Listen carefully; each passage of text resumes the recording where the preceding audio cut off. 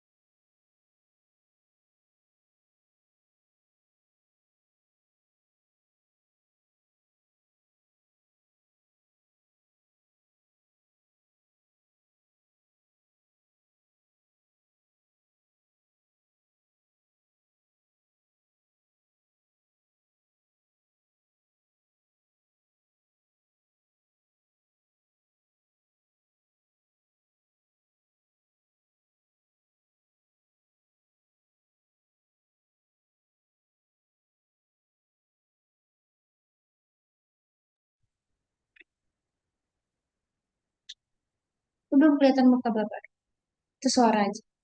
Oh, salah ya.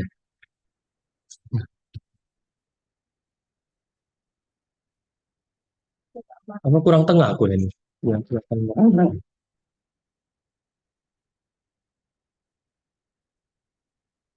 Coba, Bapak, Jelas ya kelihatan. yang jelas sih, Kak. Tapi jelas sih. Di mana? Vi, kelihatan ini jelas Vi di tempatmu. Saya belum biasa sih, Pak. Belum di ACC. Informatika Oh, tak ACC Romatika toh. Ya. Kayaknya udah cocok lah. Ini aja, Hen. itu aja, Pak. Ini aja lah. Yang itu tuh untuk memperhatikan pesan. Nanti Vi kan eh, beberapa nanti akan nulis pertanyaan Zoom chat. Nanti minta mereka aja apa namanya diingetin, diingetin.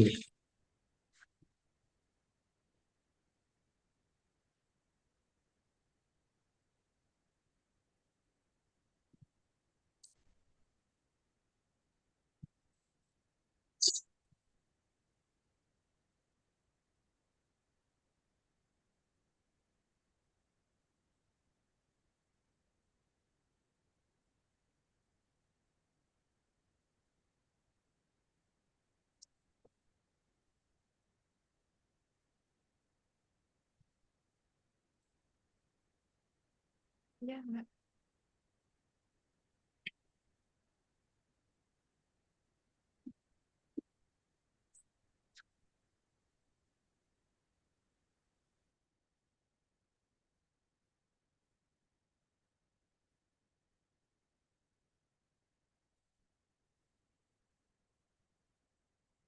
Hah? Siapa? Kalau dia itu, Satu jadi Hmm. host. Wis. Biar Oh, ini, jadi kawan ya? biar nanti ini gampang buat. Ini. Ini Pak, Nih.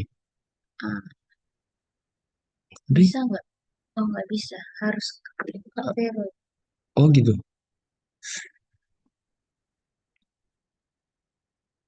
Ini beberapa bisa jadi co-host nih. Oh iya, Arvero nih nggak? Kita nggak megang ininya.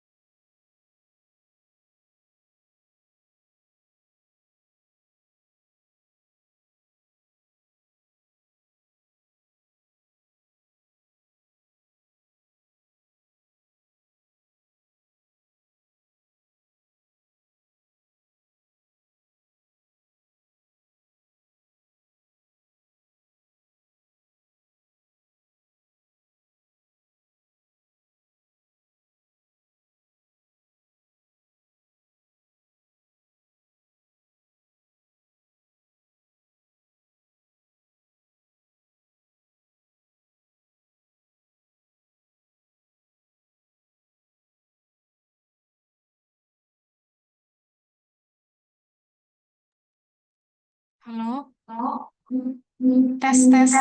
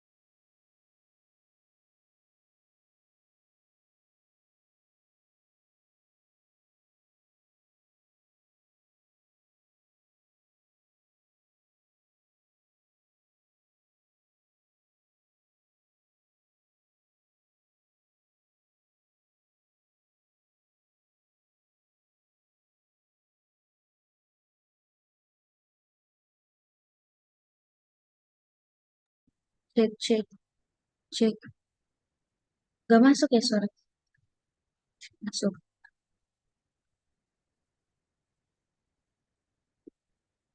Tapi kok nggak masuk ke speaker ya?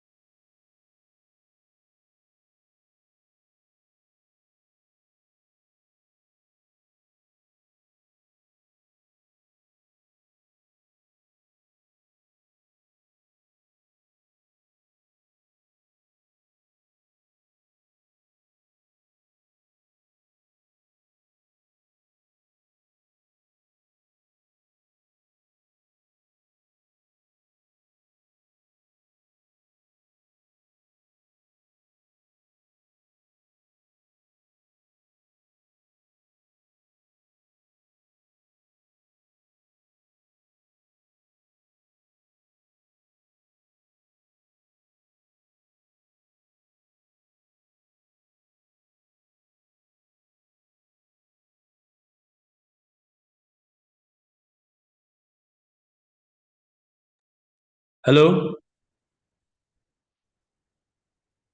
tapi nggak keluar speaker ini. Ya wis, yang penting eh, jam berapa nih?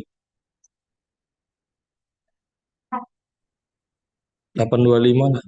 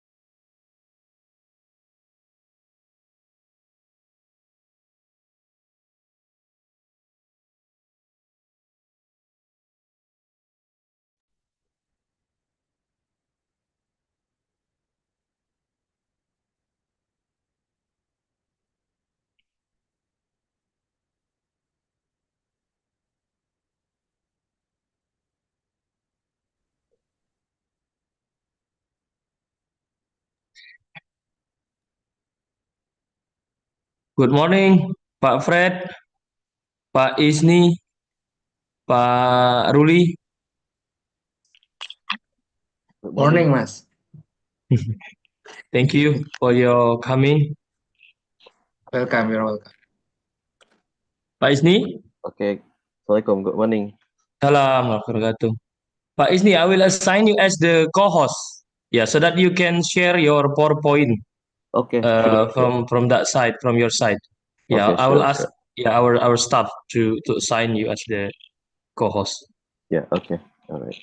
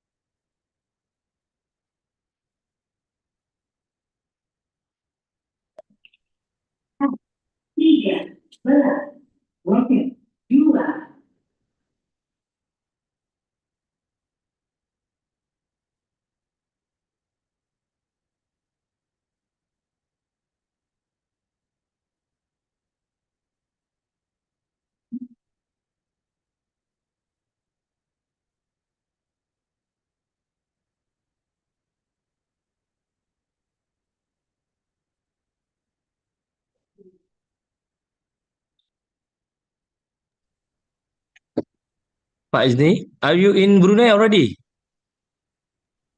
Yes, Pak Ari. Oh, I've arrived in Brunei on Saturday. oh So Saturday. yeah, so it's Saturday. I'm back now after Yeah. a week plus away. Okay. So it's a short course, ya, pelatihan ya, Yeah, the training. it's a short course, but basically for myself, it's relearning, some of the old things that I left a few years back. Hmm. Yeah. Okay. Let's see. Will I cannot see Karin. Maybe she'll join later. Ya. Maybe I think we should join later. But I think the idea was for her to start maybe first, if possible, Okay. Yeah. because my area is more on the governing and planning Okay. side. Yeah. Yeah. So we'll just have her to start first, then I'll come in the second half of Okay. the Okay. chat. Yeah. Fantastic. Yeah. Okay. Yeah. We'll start shortly, Pak. Oh, 8:30. okay. Sure thing. All right.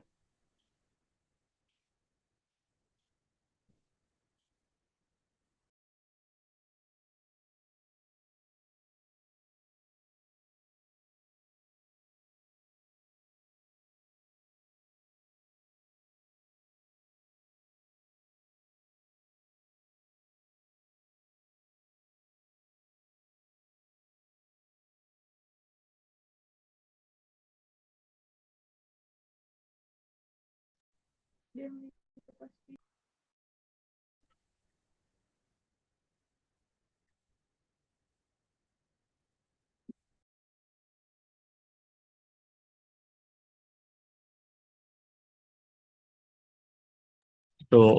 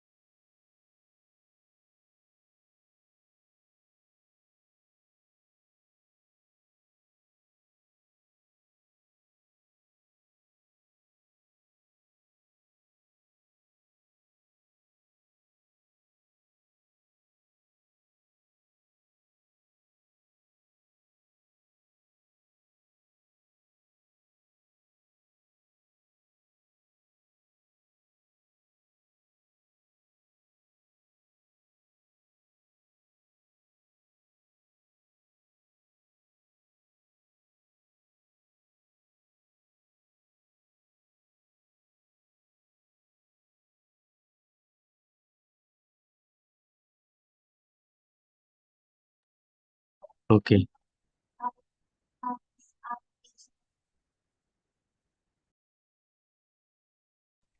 Okay. Shall we start, Pak? Izni and all. Hello, Karin. Sure. Good morning. Good morning. So let's start the program. Okay. Assalamualaikum warahmatullahi wabarakatuh. Good morning, everyone. Peace be upon us. Welcome to today's guest lecture organized by the Department of International Relations at Universitas Muhammadiyah Yogyakarta. And then I would like to say thank you for all your presence today. For guests, I can see here there is Prof. Fred from University of Brunei that also attends the program. We have here Pak Zarul Hanam, Pak Ruli from the Department of International Relations at Universitas Muhammadiyah Yogyakarta. I'm sure there are many more guests, yeah, both from abroad and also from UMY that will attend, uh, showing that they're very interested to today's lectures.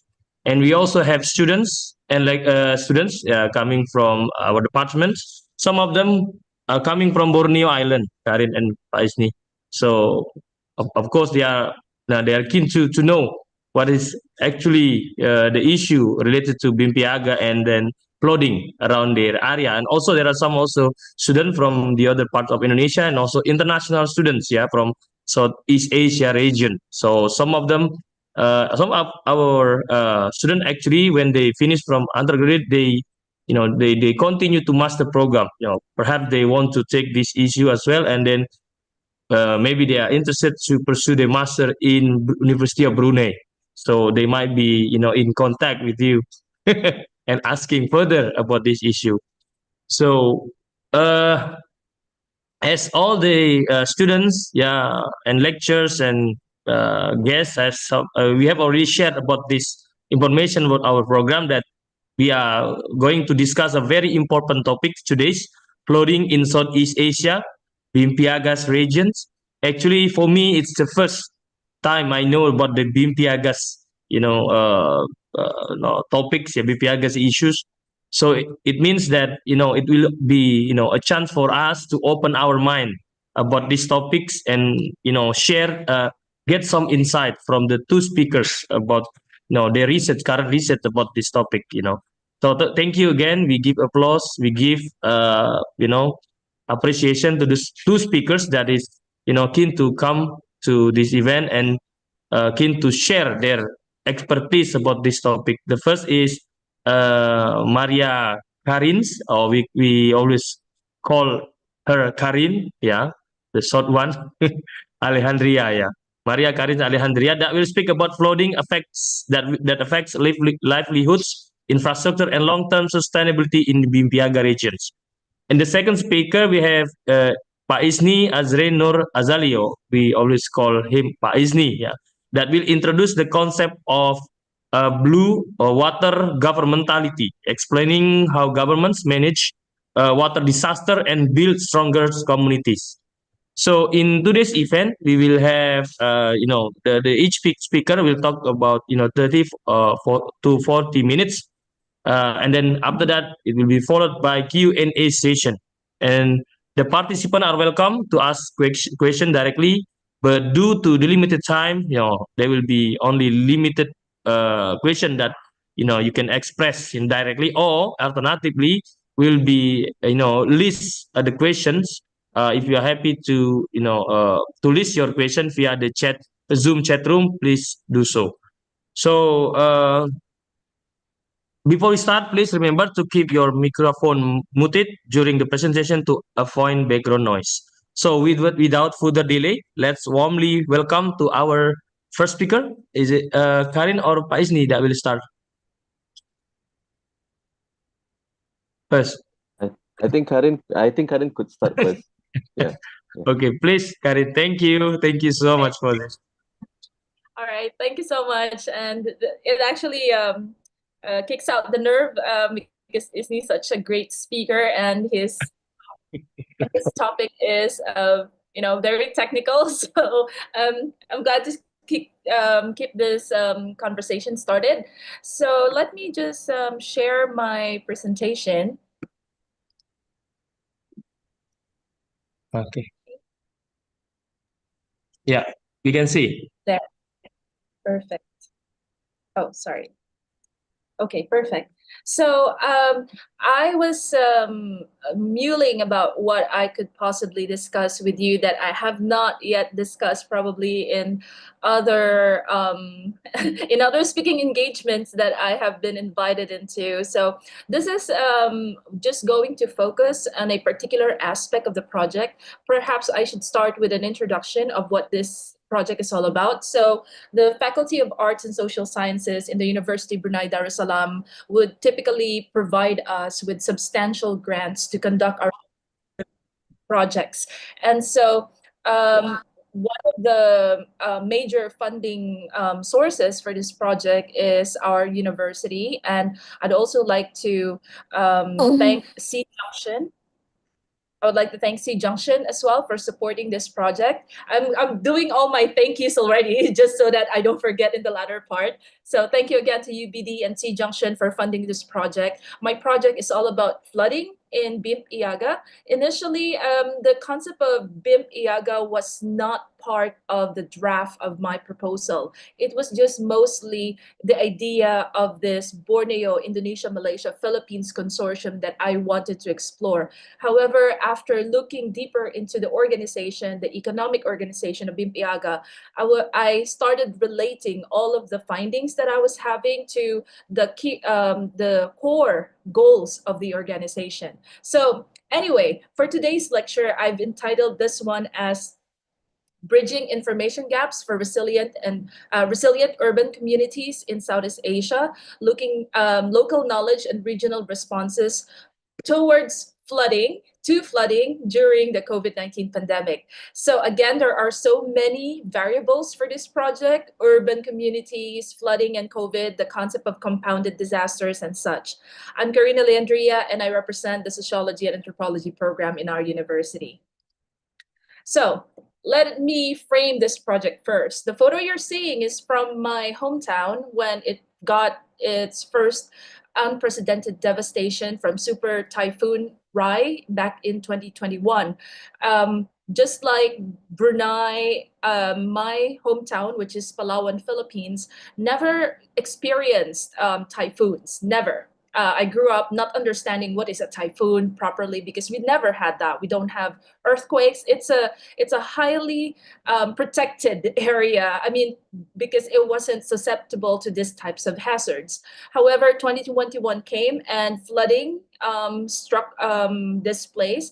As you can see in the photo, you would notice there's no formal humanitarian organization in this photo, primarily because they were not able to enter this area. So from that moment on, I started wondering, how are we negotiating this this growing impacts of climate change in this area, and how is a regional organization promoting resilience and governing disasters within these areas? So urban flooding in Brunei, Indonesia, Malaysia, and the Philippines have been going on, but then this project is mainly focused from 2021 to 2024.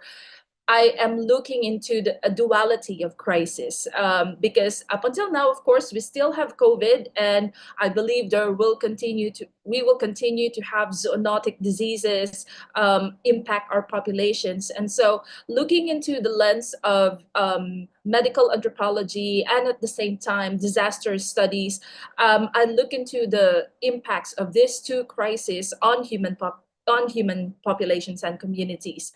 The key questions that I wanted to explore, but then again, I'm shifting this towards a more directed approach towards information. But I'd like to look into the role of informal networks, gender disaster response, and of course, the forms of community-based humanitarian action, all within the context of information. So why BIMP EAGA? And a lot of us, as Dr. Ari mentioned, are still unsure what is the BIMP EAGA. When was this created anyway? So this organization has been around for more than 2 decades now. sorry, 1994. So there a lot of decades. So what's so interesting about the BIMP EAGA is that it doesn't cover all 4 countries, like the totality of their territories. In fact, they were only covering the marginalized areas, economically marginalized areas of Brunei, Indonesia, Malaysia, Philippines, and hence the map that you're seeing right now shows you the coverage of BIMP EAGA. So Brunei, the entire country is covered. Indonesia, you only have these parts that you can see in the map, Malaysia as well. And then for the Philippines, it covers my hometown, Palawan, and parts of Mindanao. And that's it. Doesn't cover any parts of the Philippines or Indonesia and Malaysia. So in a recent in 2015, ADB made a study about the vulnerability of BIMP EAGA, and they mentioned that there is significant reasons to be concerned, and hence the need to ultimately prepare for all types of climate change impacts to the sub-region rather. I'm not gonna dig deep into that just because we have limited time, but I'd like to emphasize that the region has a vision, they have a 2035 or so vision that focuses on addressing as well, not just the economic components, but also the impacts of climate change within the sub-region. So how did we do our study? Maybe for those of you who's doing your final year preparations, thesis, and for the grad students or whoever, how did we collect the data for this project? As an anthropologist, and so I'm not an international relations person, I'm an anthropologist, I went deep into qualitative research, but I wanted to do this on a more creative context. So instead of just interviewing, I developed a tool that is called a sociogram. This is hailing from Yvonne Su's version of her sociogram. So I got inspired by that and created my own sociogram here that identifies the risk, vulnerabilities, the experience of flooding, and it's and the actors involved in it. I do have a separate lecture on this because this is quite a long point of discussion, but just to highlight that this is a participative tool. The one that you're seeing in the center with the folder and colorful things, that this is a participative tool. We were discussing the participants' experiences of flooding while we're using those pins and marking and coloring things.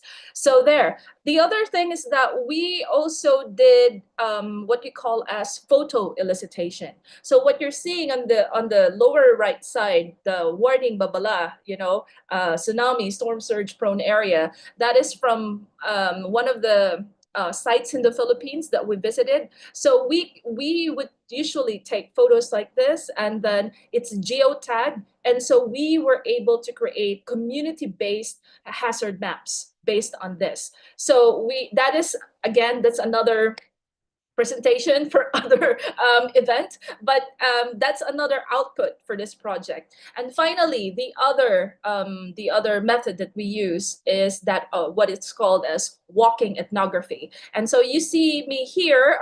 This is in Kuching, and I was looking into the edge of where the river meets the households, and this is where the key informant would bring me and tell me that this is where all our floods would typically come in. And so walking ethnography allows us to experience or to understand the locationality of people's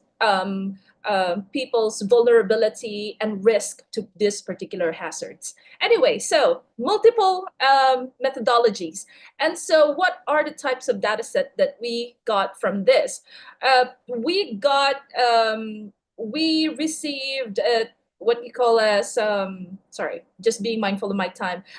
Dr. Ari, you will inform me, please inform me if I have like 10 minutes left, please. Yeah, thank you. Yeah. All right, so this is Max QDA, and so we coded our data set. We made sure that we identified key themes from those data set, and we came up with, as I mentioned, themes for this project. And those themes are what you're going to see today. So let me just give you a brief not me.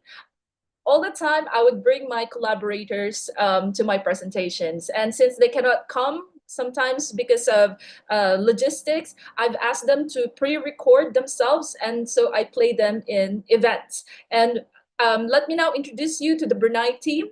Of course, we have here Ms. Kairanisa, who is another geographer from our department, and then, of course, Mr. Saiful and Ms. Diana. But here in this video is my co-lead investigator, Dr. Sharisa Sharin of Sociology Anthropology, and she will discuss about the vulnerability of Brunei to flooding. Hello, I'm Sharisa Shahrin from University of Brunei Darussalam, and I want to provide a brief background on flooding in Brunei. Now, Brunei Darussalam is a small nation in Southeast Asia, and the country is divided into 4 administrative districts: Brunei Mora, Tutong, Temburong, and Balait. Persistent monsoon rainfall poses a significant challenge for Brunei, leading to widespread flooding that overwhelms drainage systems and causes flash floods. In September 2023, heavy rain flooded remote low-lying areas of the Tutong district, submerging roads under 1 to 1.3 meters of water, making them unreachable except by boat. This inundation affected approximately 85% of the area, impacting 56 houses and 300 residents. In late December of the same year, heavy rainfall caused flooding in the Balait district, disrupting operations at medical facilities and necessitating temporary closures for repairs. Similarly, parts of the Brunei Mora district experienced flash flooding on New Year's Eve, prompting warnings from the Brunei Darussalam Meteorological Department. All right, thank you, Sharisa. Actually, they have 2 minutes long videos, but for the interest of time, I cut it into 1 minute. What you're seeing right now is one of the houses that we visited who welcomed us. And you would notice that we're standing on a makeshift bridge. So this is one of the local adaptations that is happening in peri-urban areas of Brunei. They made this to ensure that they're always able to access their house to the main highway, just so that, you know, when flooding comes, they're already ready to address it. Now, regarding information, I'd like to highlight, though, that for all of the countries that I visited for this project, Brunei has the highest number of drainage that I've seen. When I say that, you see, infrastructure is key to resolving flooding issues, right? So what you're seeing right here, this beautiful photo on the right, you might think like, oh, what a cute pond. No, that's a drainage. And that is the cause of flooding, actually. So there's proper drainage in Brunei. It's just that it's not well maintained. There's another paper that we're releasing about this. One important context that we found recently is that the reason why the community does not even clean this up is not because they're lazy or anything. It's because of crocodiles. They're scared that there would be crocodiles there. And because it has happened so many times that there are crocodiles there. So they would wait for the government to come in, but the government also has schedules of cleaning this. So while the overgrowth comes in and seasonal rain would come in, it gets to impact the place through flooding. And you would see here one of the houses that got flooded. You would see that the highway is raised, so people can still be accessed, but the homes are submerged in flood.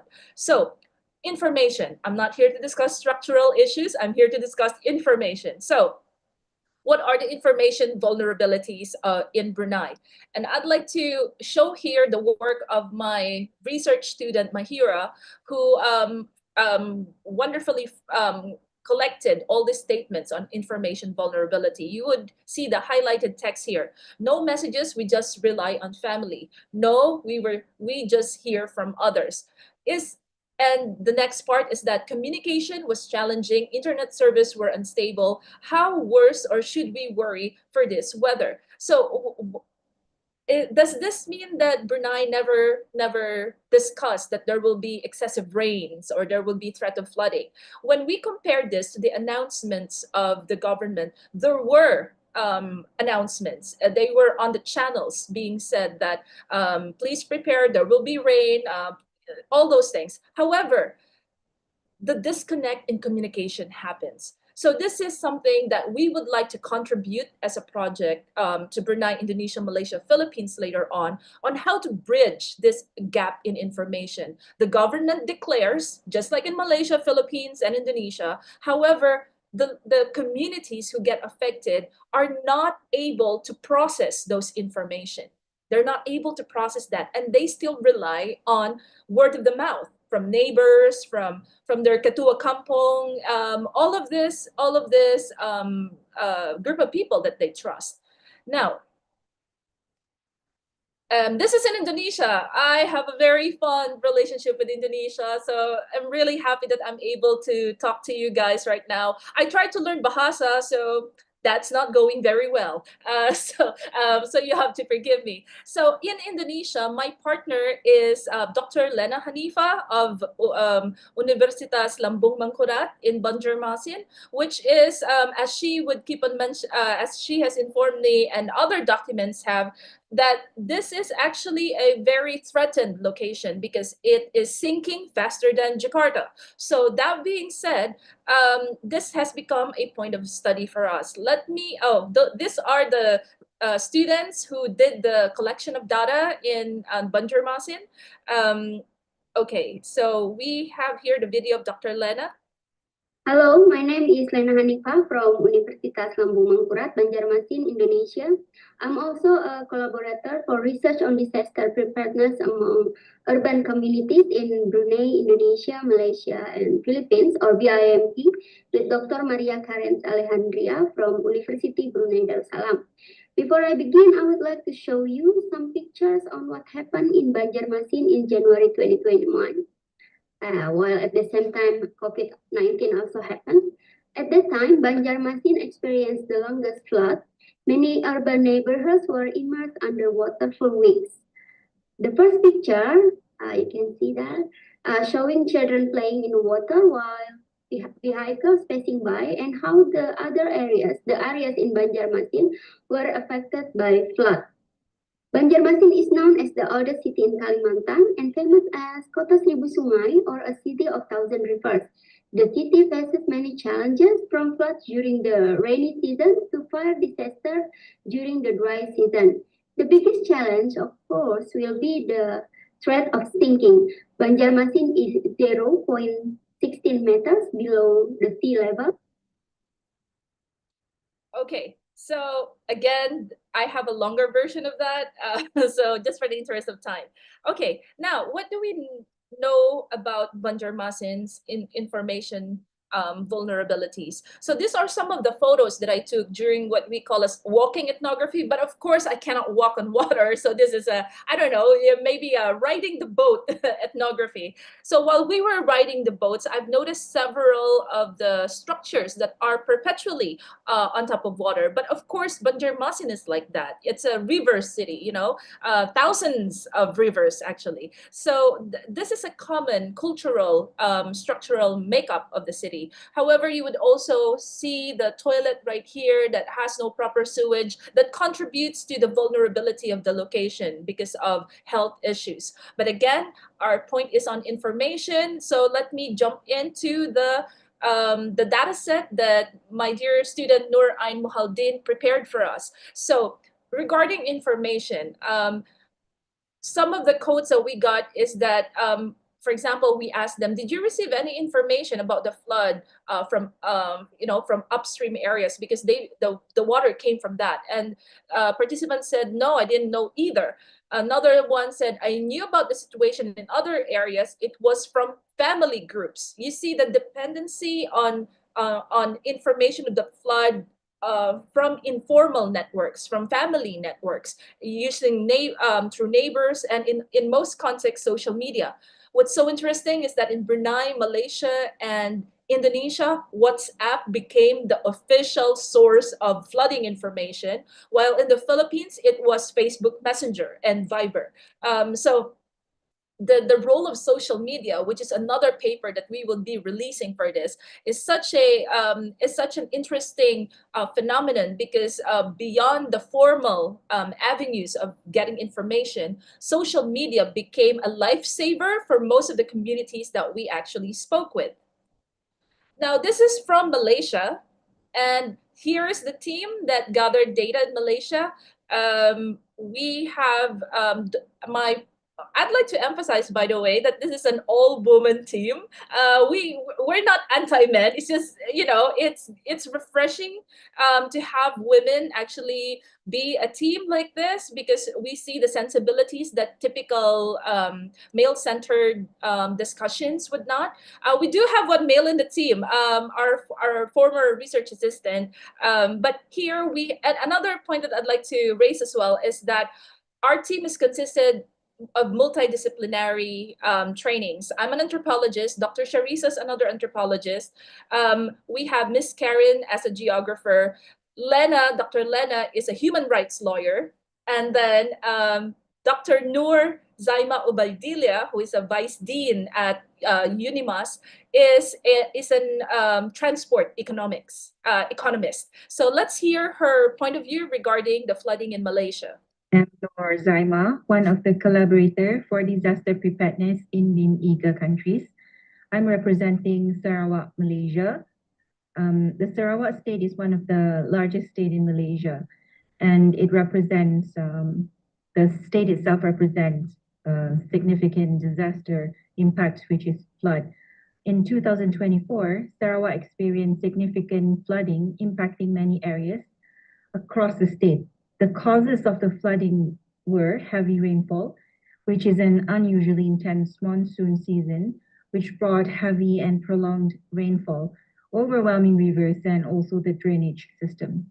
The flood in 2024 caused extensive damage to homes, infrastructures, and crops. Many communities were evacuated, with emergency services and relief agencies working around the clock to provide shelter, food, and medical assistance.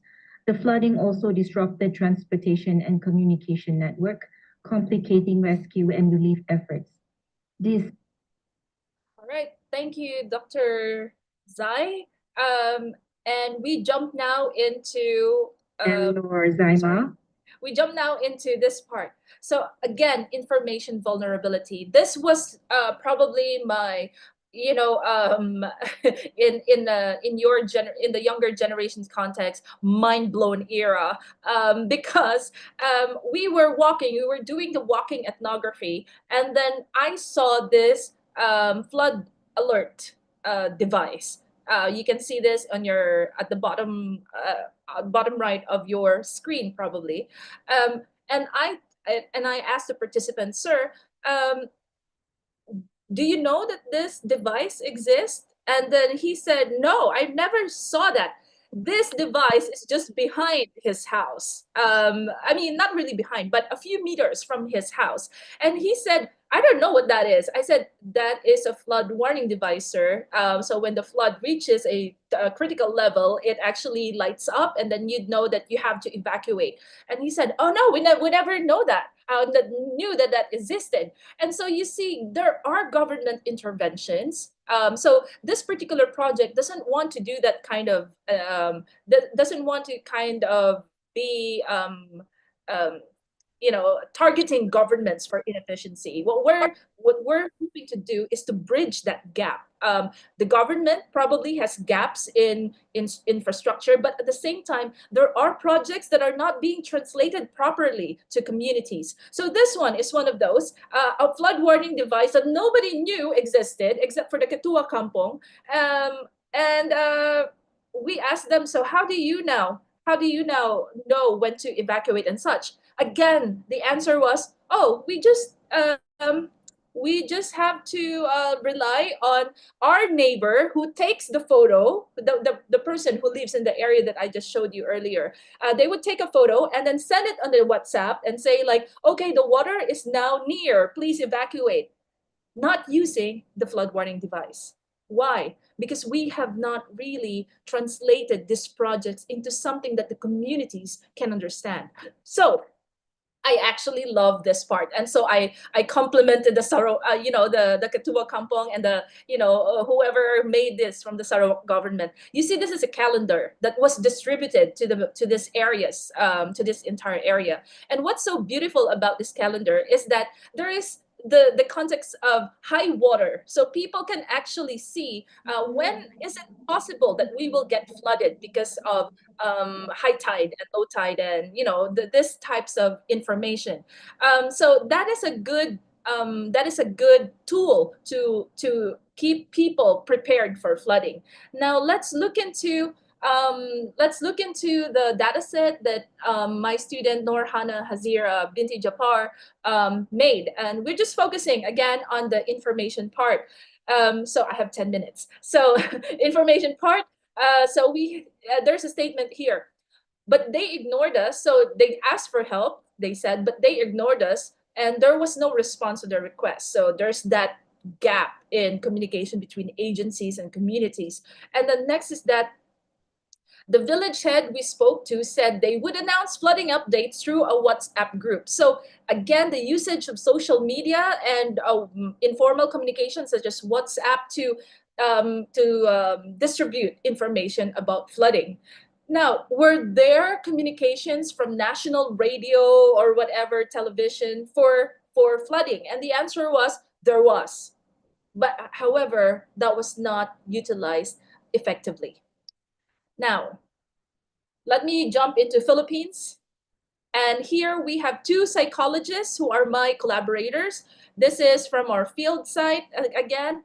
And here. Good day. I'm Dr. Rowena Fernandez, and with me, Dr. Luisa Riga, and we are from Palawan State University.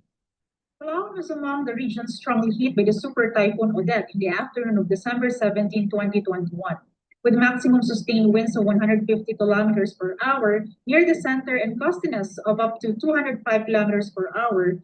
Over the coastal waters of Palawan, the super typhoon destroyed the province's capital and northern municipalities, causing catastrophic devastation to both life and property. Barangay Lamogan was one of the areas in Puerto Princesa City that had been strongly hit by the typhoon Odette. The strong winds and heavy rains caused the Lamogan River to overflow, resulting in a significant flooding and landslides that damaged main roads and bridges, cutting off-road access between Puerto Princesa City and the northern Palawan. During that time, the Palawan Provincial Disaster Risk Reduction and Management Office estimated 70 to 80% damage to the public and private infrastructures. Also, most communities experience disrupted communication and power outages, making post-disaster response more difficult for the residents, government institutions, and humanitarian organizations. All right. I was actually one of the responders for this, humanitarian responders for this disaster that happened in my hometown. I had to organize with the uniformed personnel, the military and such, and donors to bring supplies to this place. The problem during this time is that nobody really understood the communication of the government, that there will be a severe impact to the area. Nobody understood that. They still went on to do their fishing activities and such. And so a lot of casualties happened.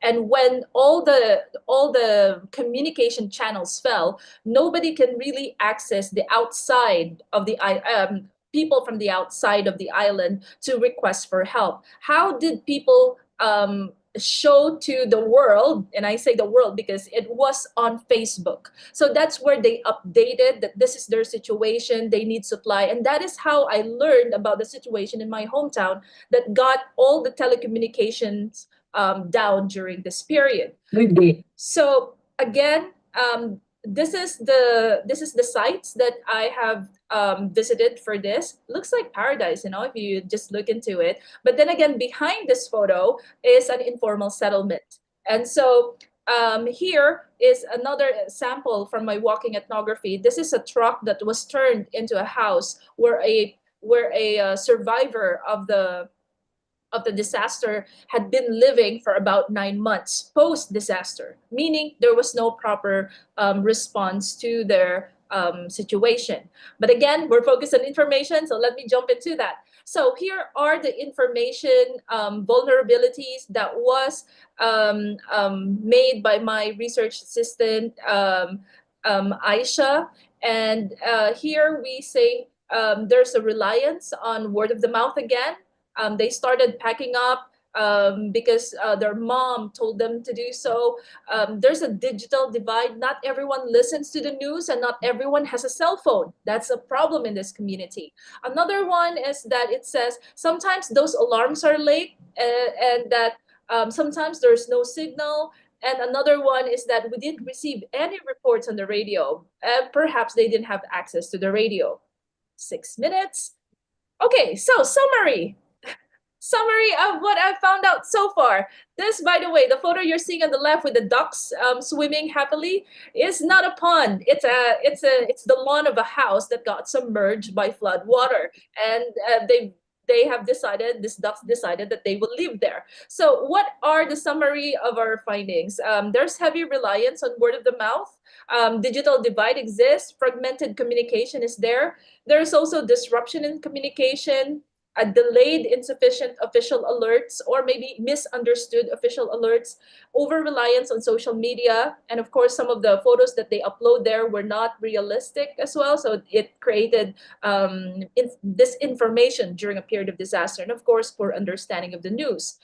Now, regarding BIMP EAGA, so in 5 minutes, this is my agenda now to discuss about how do we make sense of this regarding the BIMP EAGA.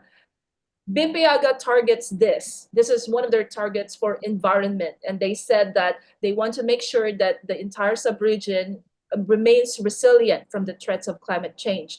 And so regional connectivity, based on the data set that we're seeing, regional connectivity is impacted by this. Disaster resilience is another point that could be addressed based on our data set, the socioeconomic development, and of course, stronger government community cooperation. We've realized that instead of saying that we are having a crisis because the community never listened, perhaps the discussion should be, how can we properly integrate the community in policy discussions so that our information, that the information and disaster that we throw to them would actually make sense, and so lessen the impacts of disaster. And so what are our recommendations? And don't worry, I'm about to end on this. These are our recommendations for action. And this concerns the BIMP EAGA. BIMP EAGA has a lot of money. They do.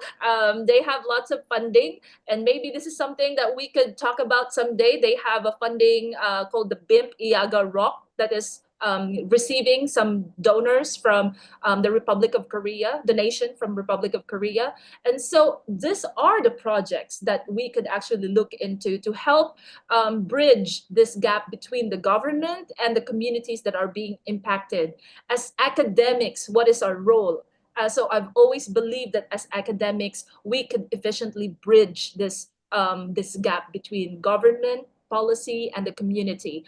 We have the right tools to understand the situation, and we can create ethical, not neoliberal, ethical responses to disaster issues. So these are some of the recommendations that I have, and I'd like to focus on the idea that there should be regional action. So the BIMP EAGA should take action. Yes, the ASEAN, of course, is taking action, but since we already have the BIMP EAGA, a very specific regional consortium, we might as well engage as well with local adaptations. All right, I would like to end there. My time is up.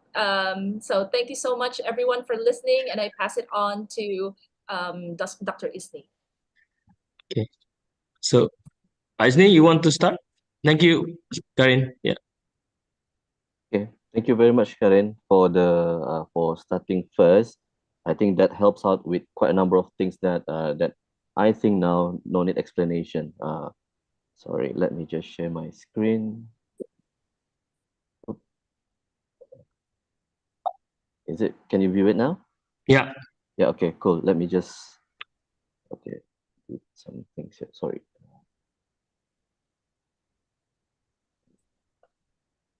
All right. Cool. Bismillahirrahmanirrahim. So, assalamualaikum and good morning to our listeners, colleagues from Hello. UMY. So it's a first of all, I would like to thank you, Pak Ari and team for hosting us in this particular webinar for this webinar series. And I think this is really a crucial time where I think it's necessary for not only Indonesian universities but also for other universities that is part of our network to actually work together and try to resolve some of the numerous things that is in emergence, particularly with regards to disaster-related issues and how can we manage these disasters. So for my part of the lecture, I would focus on flooding as well on BIMP. But for this one, I'll try to approach it from the policy and governance kinds of approach. And this is a bit different from Karin's approach, whereby they're very focused on community and looking at how the grassroots actually adapt, or how are they, whether they're actually exposed, how much are they exposed to the risks associated with floods. So I think in my case, for my part of the presentation, I would try to look at this from a multidimensional analysis, where I will introduce you with some of the management tools or frameworks that can actually be used in order for us to be able to manage successfully issues surrounding floods. So I'm Dr. Rizni from Geography and Environment Development. So of course, my view will be taken from a geographical perspective. So we're going to be looking at human-environment relationship. We're going to be looking at the relationship between institutions and communities. And this is where I'm coming from. So this is just an overview of the slide. So I'm going to introduce you to some of the major flood events and flooding issues related that is always in existence in BIMP EAGA. And I would try to tackle this from the perspectives of integrated coastal management or integrated river basin management, IRBM, as well as blue or water governmentality. And from that, after that, I'll come up with a conclusion on how we can actually approach or manage flood related disasters from the perspective of from these combinations of multidimensional governance framework. So flooding in a BIMP EAGA, just a snapshot of this.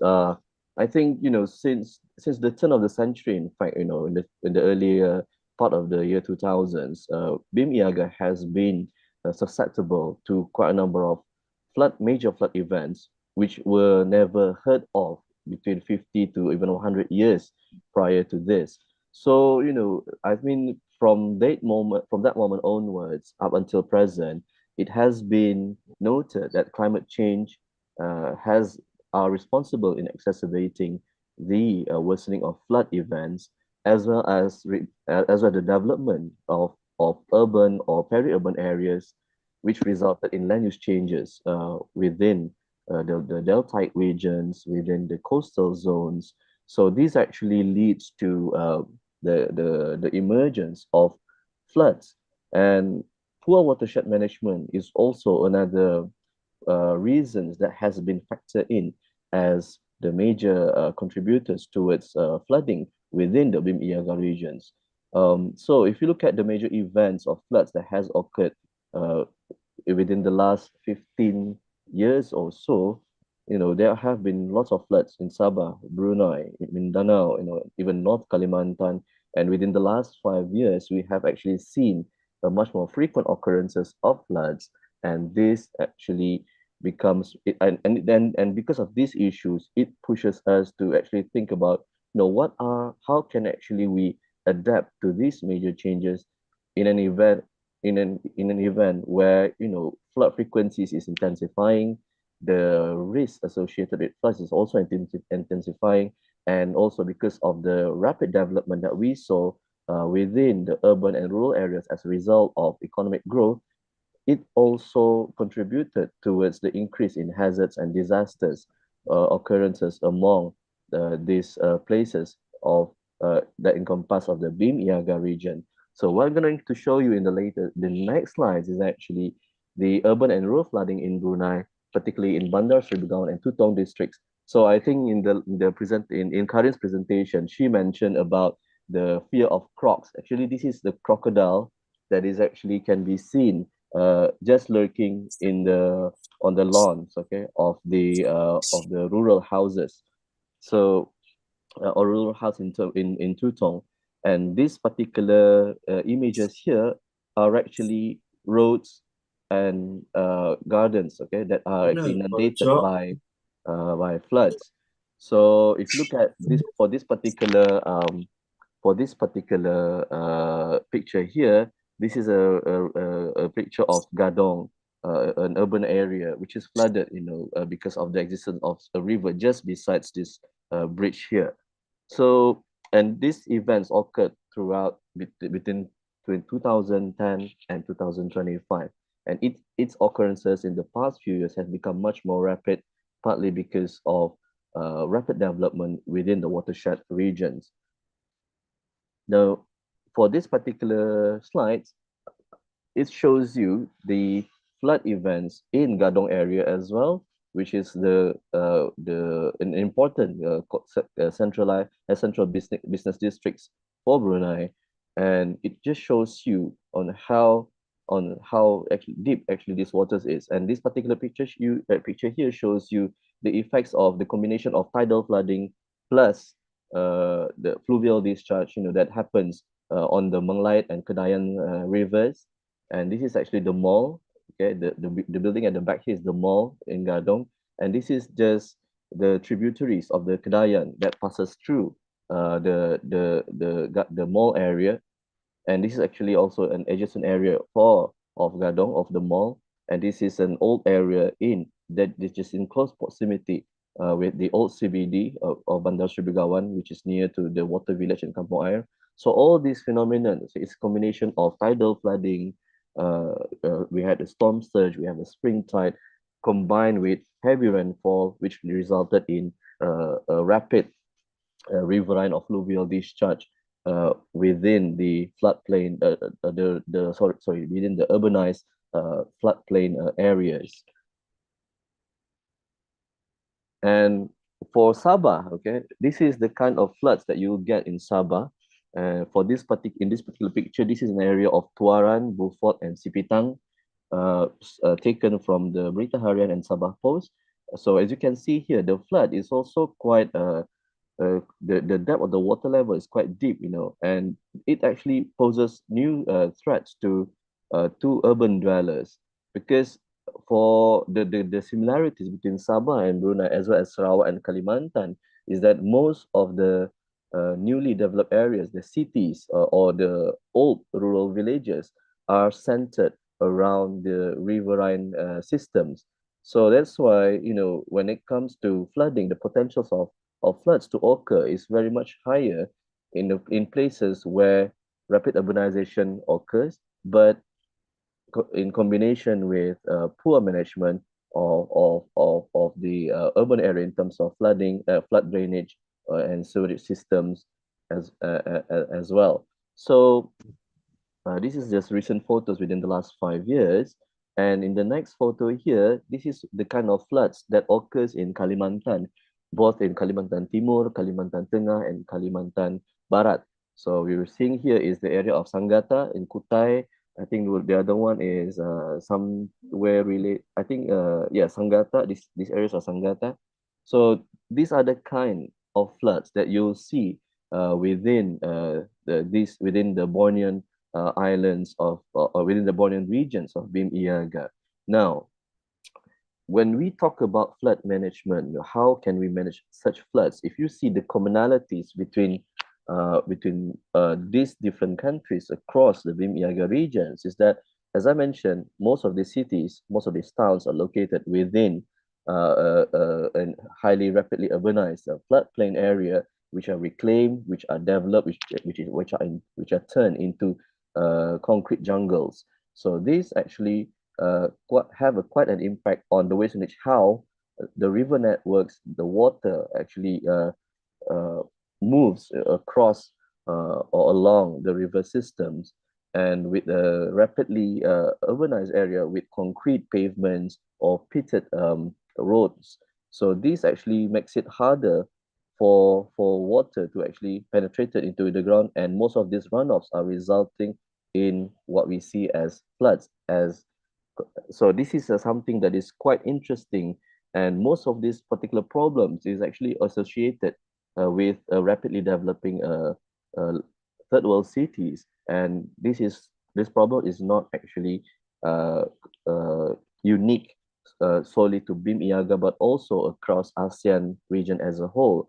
Now, in order for us to be able to in our attempt to find ways on how can we manage such flooding incidents within the next few years to come, there's a need to actually understand what kind of flooding are we dealing with. So if a flood occurs along coastal regions, so one way on how we can actually approach this is using integrated coastal management as a way to approach this. So what is integrated coastal management perspective?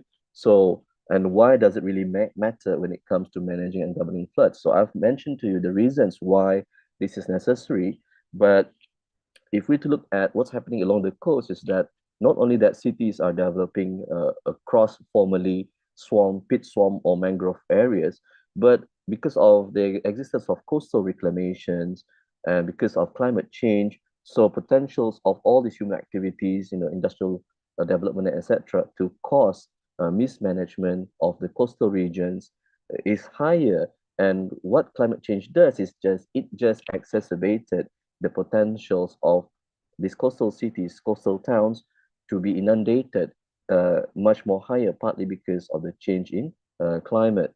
So the thing with integrated coastal management is that it actually promotes the protections, of natural buffers and the need for society to actually govern and manage environmental resources, maintaining or increasing its qualities and resilience in a way that can help assist communities to fight flood and its associated risk. And there's also, this idea of how, integrated coastal management, by scaling it up, by including it as part of planning, special planning, especially in the marine special planning, it can actually help us in identifying what are problems associated with flood.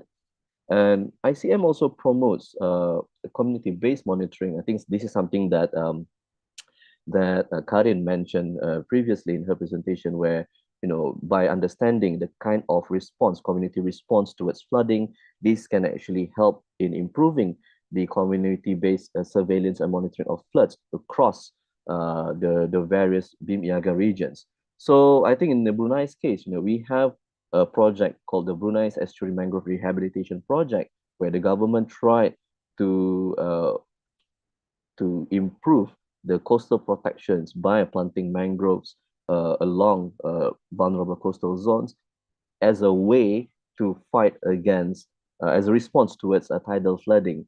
So what kind of things are we looking at when we talk about the ICM framework here? Now, the common ICM framework here, if you see on the left side of this particular diagram, it talks about how the importance of the dynamism, to understand the dynamism between the governance system in terms of policy, strategies, and plans, in terms of institutional arrangements, in terms of legislation, information, and public awareness, as well as the existing financing mechanisms and capacity development, as a way for us to be able to come up with a ways on how we can actually protect the sustainability of the environment of the coastal zones that is being that is vulnerable to most of these major changes associated with sea level rises, with the climate change, etc. So there's a need for governance, these policy mechanisms and institutional mechanisms and institutional apparatus to actually highlight what are the commonalities that needs to be protected within the sustainable development. And of course, the ways on how this can actually be done is via proper reporting, proper surveillance, proper basically governing mechanisms, that is being done by the government by embracing the different state of the coast reporting as highlighted by the SDGs, as in the Rio +20 summits and the SDS of Southeast Asia, under the Paris Agreement, under the Sendai framework, under the Aichi target, and recently with the Kunming declarations, okay, where this becomes more and more of an interesting way on how we can actually help in alleviating, in addressing environmental problems that is associated with development along the coastlines. So for an ICM management framework to be able to be embraced, it has to undergo 6 stages, where the first 2 are the important ones, where it acts as the baseline for ICM to be able to operate. So you have to have the right baseline data, you have to have the right human resources, you have to have the right competencies and capabilities training for the staff involved in managing the coastal zones. And then, of course, you also must have some sort of initial assessments of the coast itself. So the initial assessment can come in the form of environmental impact assessment or social impact assessments, or even as simple as the existence of local plans, local district plans, local national plans with regards to land use along the coast, as a way to prepare these coastal towns, coastal cities, or riverine or in places where the estuary meets the coast, the open coast.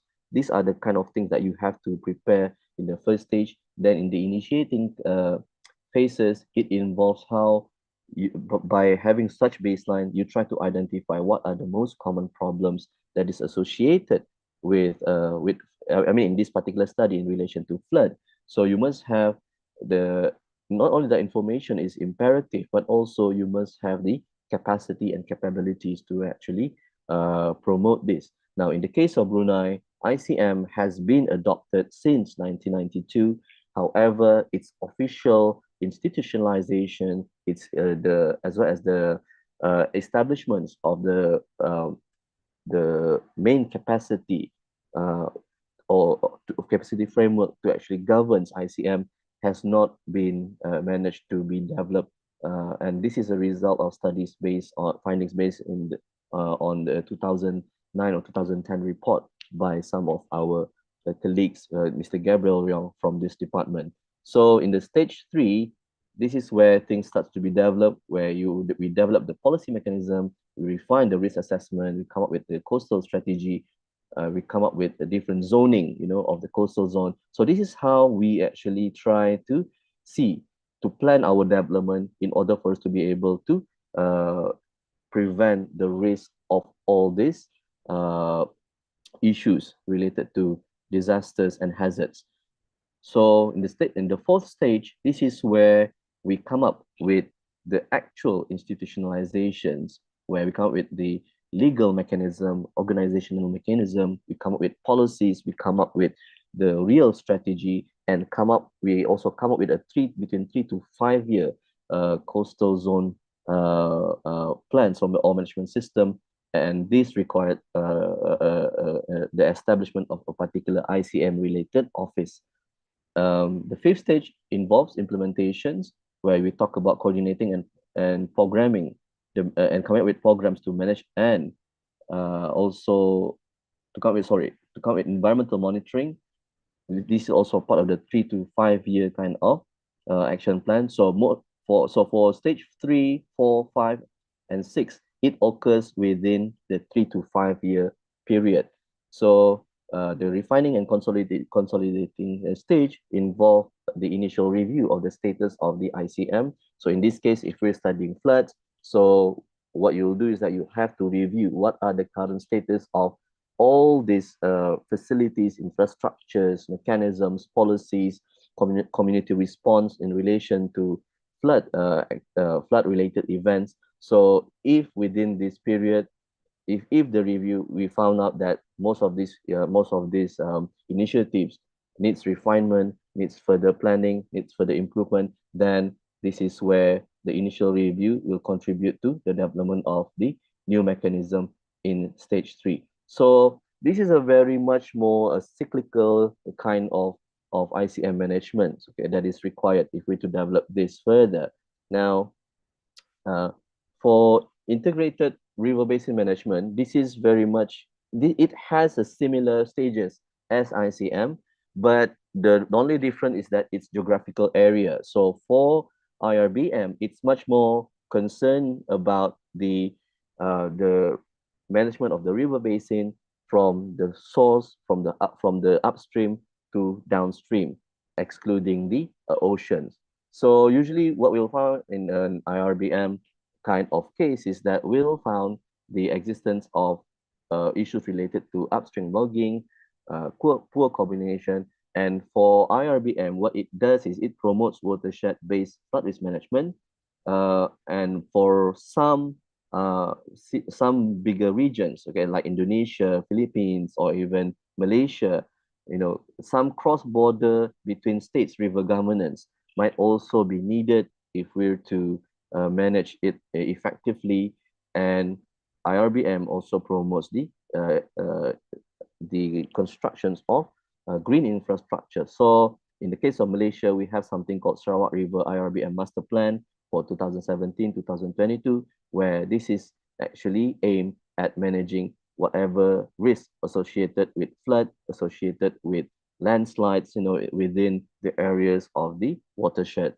And it also looks into things like management of pollutants that is traveling from upstream to downstream or vice versa. So there are lots of ways on how this can actually be done. So the differences between ICM, IRBM, and this blue governmentality perspective that I'm going to introduce you to here is that blue governmentality is much more focused on the role of the governors over the governed. Okay, so in a governmental perspective, this is basically a perspective that is derived from Michel Foucault, because Michel Foucault's governmentality talks about this idea of social activism by looking at how government creates conduct within society, within communities, in a way for them to be able to respond effectively to whatever mission or vision that the government actually try to address. So in a blue governmentality perspective, we see water as the field or space or stage where this particular governing happens. Governors are, and the governed are the main political subjects, and these include institutions,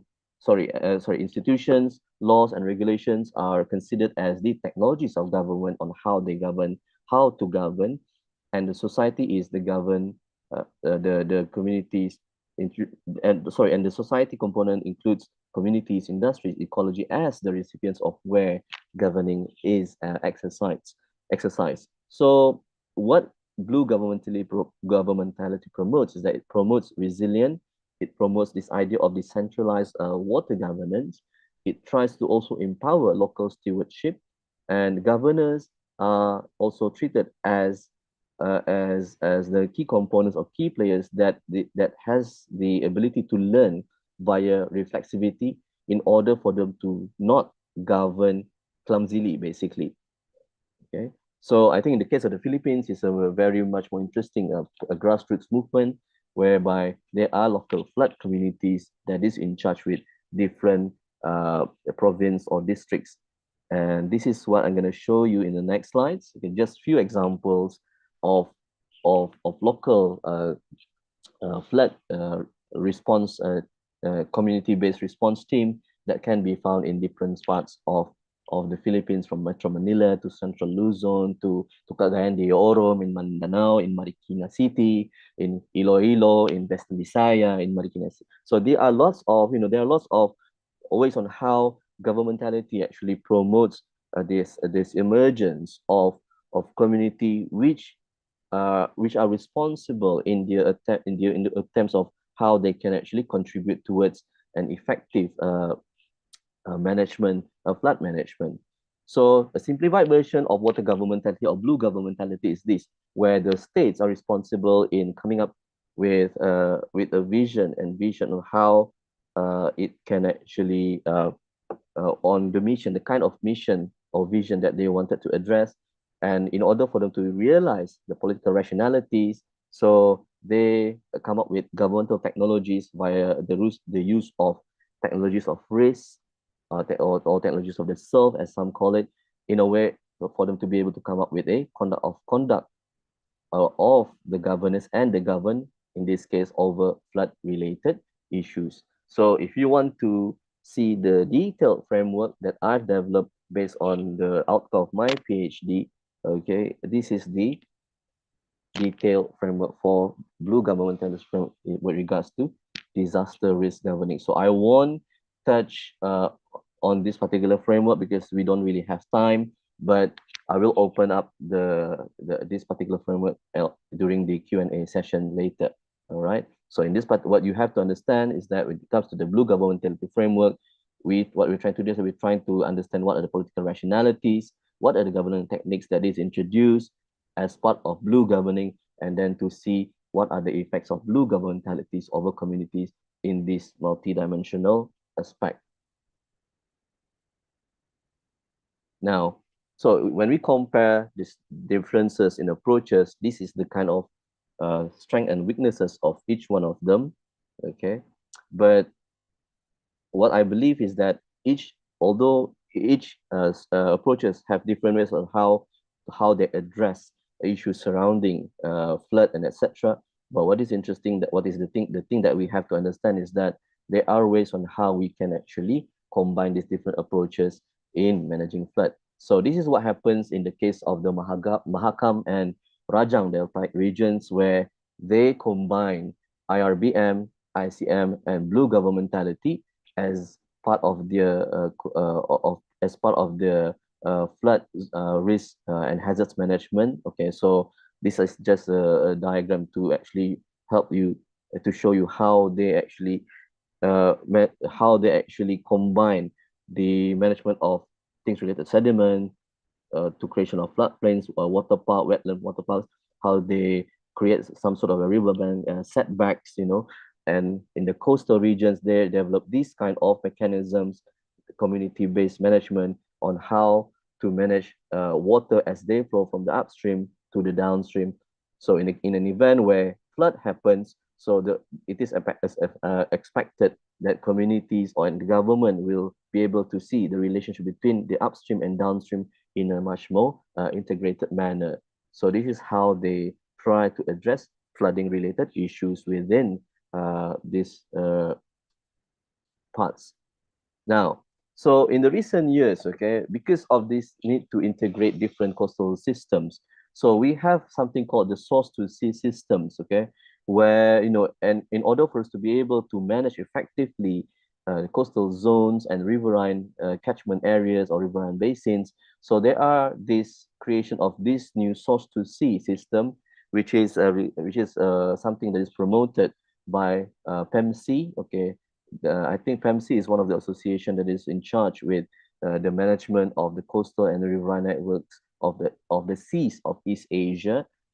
So I think Indonesia is one of the signatories of this, as well as the Philippines. And I think what happens that in Kalimantan, in Kalimantan Borneo, PEMC have quite a number of ICM or MSP, marine spatial planning related sites that we can actually have a look at in trying to understand how did they manage to govern coastal zones as part of this ICM, IRBM, or even S2S, as people call it, ways of governing. Okay, so I think Balikpapan is one of the area.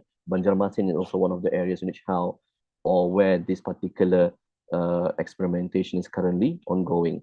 So for the S2S approach, this is just a short diagram of what it is all about. Okay, so don't worry so much. I will share with you the slides later with our host. So, and next, what are the emerging policies on community actions that can we see from this kind of management? So we know that in order for us to be able to battle both riverine and coastal flood, there needs to be an emergence of policy mechanisms to address this. So one of the things that can be used as other than policy mechanism is to come up with both riverine and coastal zone basin, riverine basin and coastal zone master's plans, okay? So in order for us to be able to effectively address and flood-related events, there is a need to come up with such master plan that does not only work in sectors, but also work integratedly across sectors. There's also a need to develop community flood monitoring programs that I think Karin is doing a pretty good job in trying to understand people's response towards flood, and also they need to have some sort of an establishment of early warning system. So in the case of Brunei, we come up with the climate guidelines in 2023 as part of understanding how climate actually affects the environment. I think Indonesia, you have this thing called One River, One Plan. I think for Mindanao, we also have things related to citizen flood reporting. So this is part of that, the communities that I actually showed you earlier on. So these are the kind of policy mechanisms that needs to be introduced. So there needs to be some sort of multi-agency coordination between councils, and you need to come up with an integrated land and sea governance framework. There's a need to come up with a proper zoning and spatial planning laws. Transboundary water agreement, especially for estuarine or riverine catchments that is shared across nations, across countries.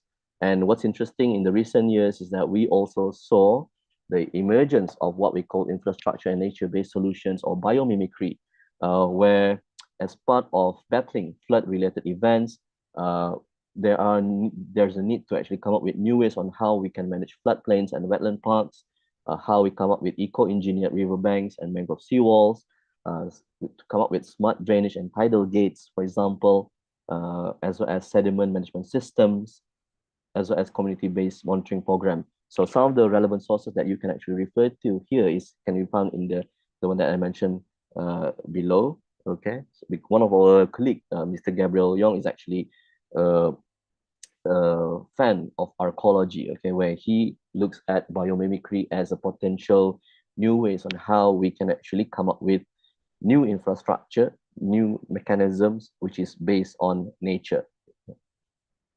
So from all these multiple perspectives, okay, what can we say about the ICM or IRBM, or this integrated management system? So understanding from a multi-lens perspective, okay, actually help us or give us some sort of a much more richer understanding on how we can actually see how these different management systems or governing systems actually operates, and how we can actually come up with new ways on which how we can actually come up with new solutions towards flood governance. So there's a need, okay, to actually move away from a reactive way of governance towards a much more anticipatory governance. And this is what governmentality, ICM, IRBM are actually all about. It wants people to be able, not only people, but also government, to anticipate the kind of risks or associated hazards that can be expected, in the near future with regards to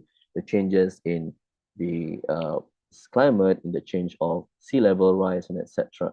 So communities, okay, within this framework are active partners, okay. So this shows you how communities are very much involved in this particular management system.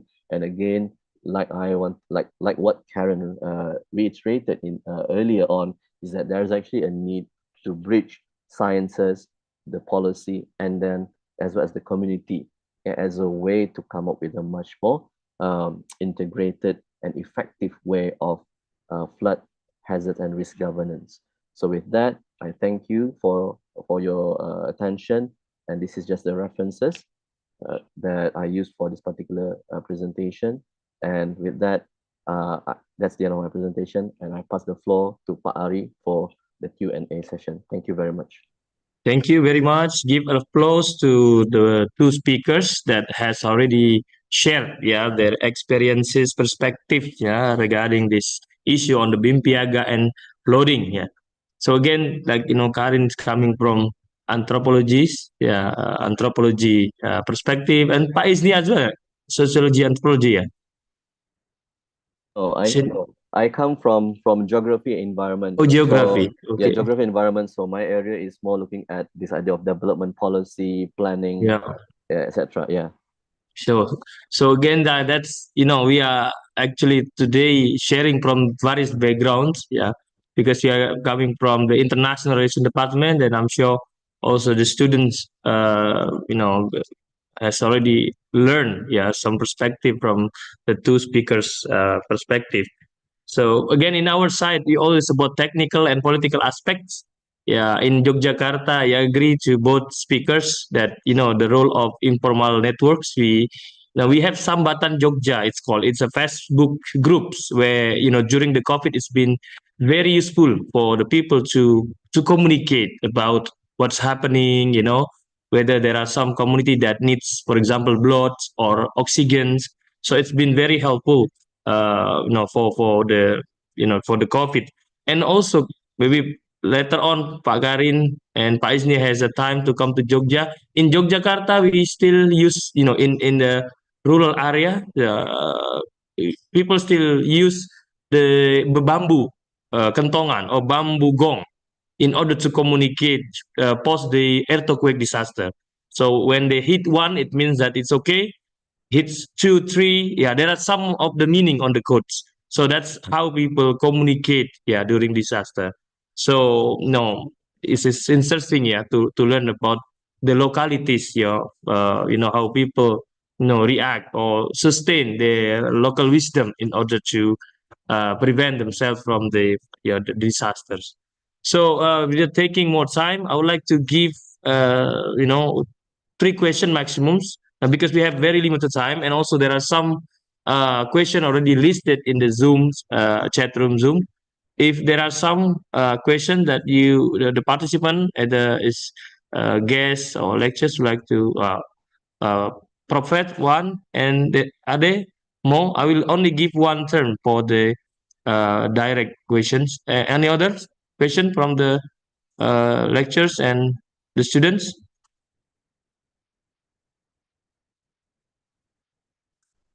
Okay, just we'll give to Pak Fred, yeah, Prof. Fred to the time.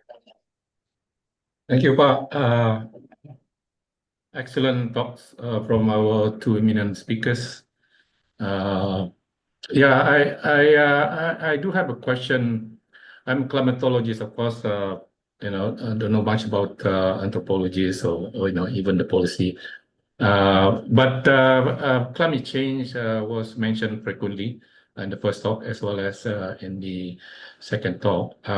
So this is slowly evolving forcing that will be changing the behavior of hazard in terms of the frequency and intensity. I'm talking about hazard, not just flood, but there are other climate-related hazard. I think, and obviously from the two presentation, we are very much, I would say, exposed, vulnerable, and even the current climate, the risk is there. And as climate change is, intensifying, the risk perhaps would increases in decades to come. And my question is that for this region, the BIMP EAGA, I think there is a need. This is my personal opinion. There is a need for us to assess a future risk. Where we know that the climate will be heading. Global warming will be increasing in the future. So in terms of data, we have available data, for example, not just over Borneo, but the entire Southeast Asia in terms of projection, climate projection.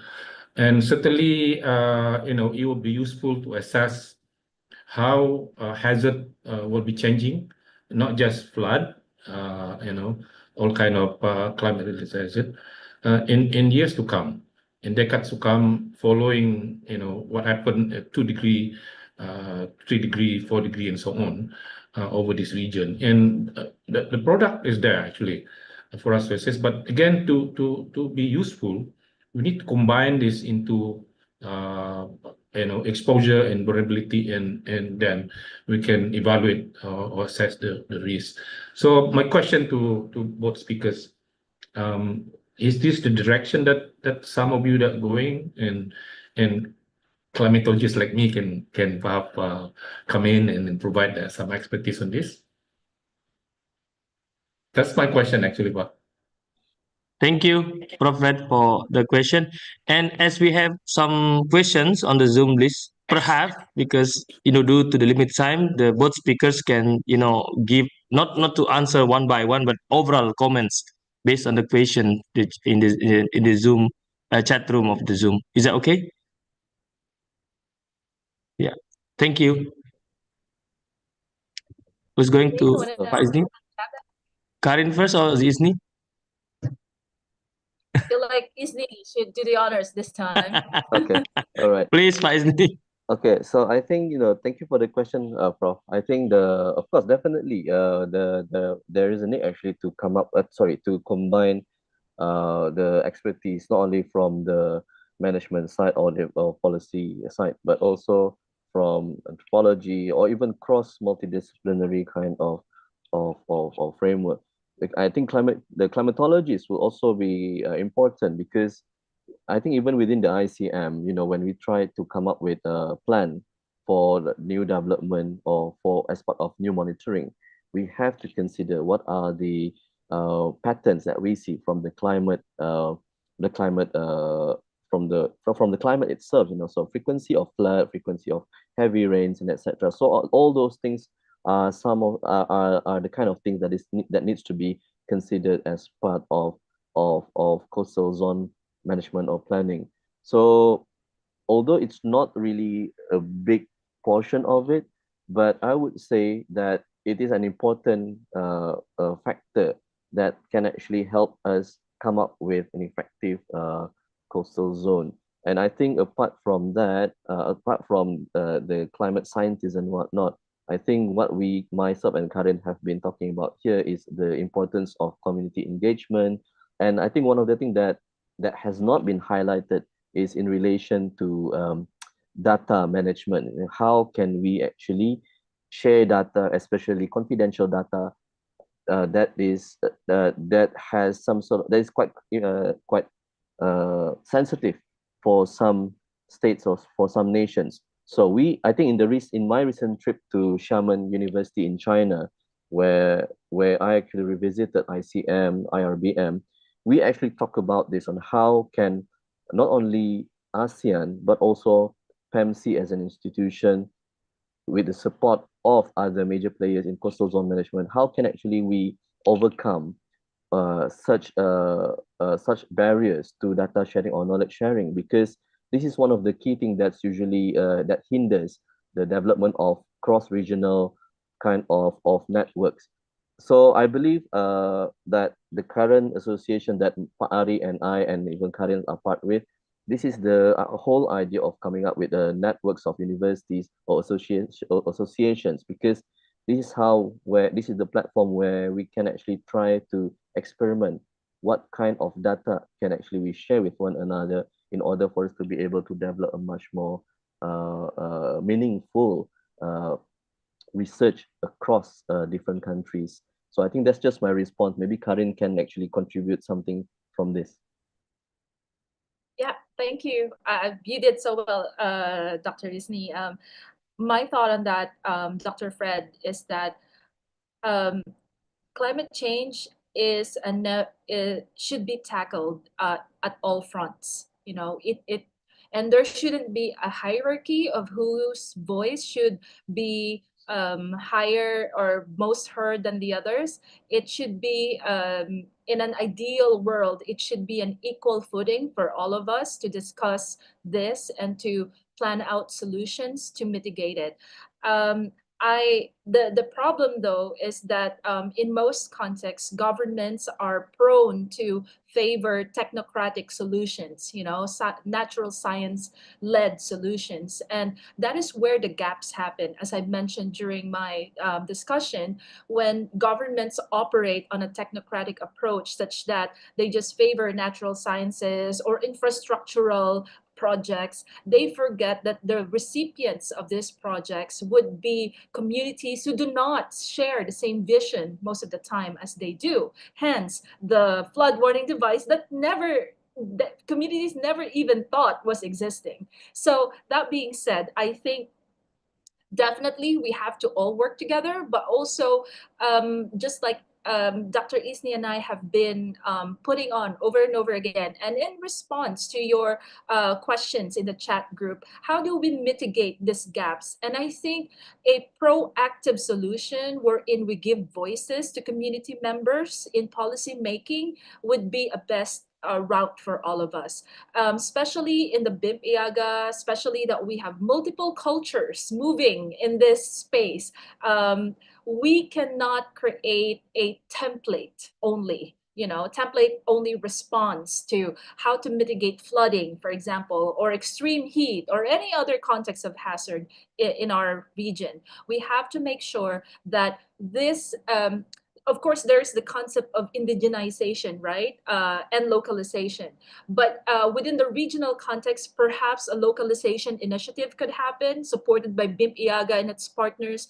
I was thinking, and this is where probably UMY can collaborate with us someday, that we need to have a proper learning tool for communities that is also reflective of what policymakers understand, because we need to bridge that kind of conversation, and if we are able to translate the knowledge of communities to be understood by policymakers and to translate what policymakers want to do to what the community can understand and will understand, then we are going to create a meaningful bridge for them. And I think that is where the strength of academia lie, our capacity to be co-producers of knowledge. I hope that makes sense. Yeah. Very makes sense. So thank you so much to the two speakers, and also for Prof. Red, Pak Zarul Anam, and all the students for your presence today.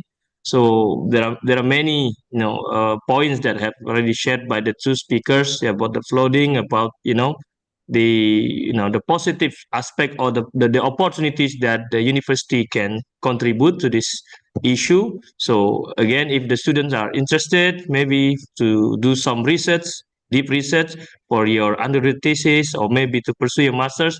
So this is very interesting topic, so that you can can also perhaps contribute to learn from the people, and also bridge between the people and the policymakers.